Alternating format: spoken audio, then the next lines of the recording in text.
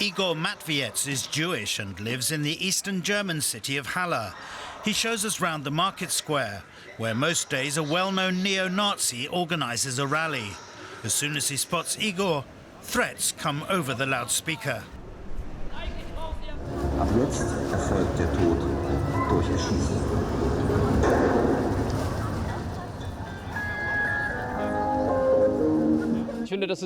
It's telling that even after the attack, this kind of thing can still take place in the middle of Halle.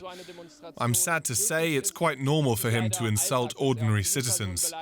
Things like this just fuel conspiracy theories and help to radicalize the Halle attacker. The incitement stops just short of criminal activity, but it helps to foster a climate of fear. The extremist also targets the media, accusing journalists of lying.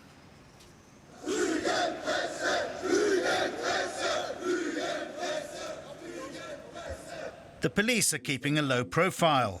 We ask officers off camera whether it's right that Jewish citizens should have to listen to this far-right extremist. They tell us the right-winger also hears things, a reference to civil rights campaigners. Halle's Jewish people tend to keep to themselves, and that saved lives during the attack. The solid wood synagogue door protected people inside from the gunshots. On October the 9th last year, on Yom Kippur, the most important Jewish holiday, a heavily armed neo-Nazi tried to storm the synagogue. The attacker fired repeatedly at the door and threw hand grenades. Failing to gain entry, the attacker then shot dead a woman passerby who challenged him. He then opened fire at a nearby takeaway food shop, killing one diner. Both of the victims are commemorated at the place where it happened. The leader of Halle's Jewish community was among the 50 worshippers who escaped the attack on the synagogue with their lives. The effects, however, are still being felt. The sound of a helicopter makes me uneasy, which it never did before. In the same way, I never had any problem with the fireworks on New Year's Eve. This year, I felt not exactly nervous, but a bit uncomfortable. That's because of the attack. Max Privorotsky recently found 2 swastikas in front of his office building.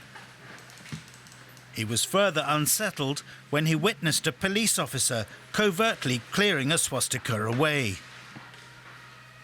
It's not good to feel so insecure, feel that you can't entirely rely on the police and other authorities. That's really bad.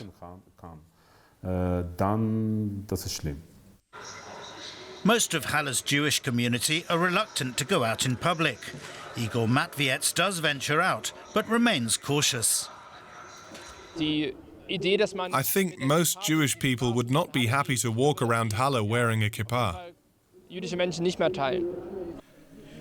It's no great surprise that Halle's Jewish community does not feel safe. So why are neo-Nazis allowed to spread racial hatred on a daily basis in the market square? Since the attack last year, the mayor has prioritised countering anti-Semitism. We wanted to ask him about this, but his office said he was too busy to talk to us. With me in the studio now is Benjamin Knight, who covered the aftermath of the Halle attack for Deutsche Welle. Benjamin, welcome. The trial of the suspect begins tomorrow. What do we know about him? Well, he's 28 years old now. He lived with his mother. He's kind of a pathetic figure quite a lot. I mean, in the video that he obviously filmed himself committing the thing and streamed it live on the internet. And in the video, he sort of described himself as a loser and he's getting it all wrong. And his attorney, who's defending him, he said that he's the kind of person who blames his own misery on other people. a lot of the time. And what we kind of know is that he was deliberately trying to copy the Christchurch attack, which happened a few months before in a mosque. But this time he wanted to kill as many people as possible in a synagogue. That was he was extremely anti-Semitic. And there was a psychological assessment of him, which found that he was basically obsessed with two things, which was, one was building guns. All the guns that he made were homemade. And the other thing was anti-Semitic conspiracy theories. Now, you covered the aftermath of the Halle attack for Deutsche Welle, and you've also been back there recently. What does the city feel like now?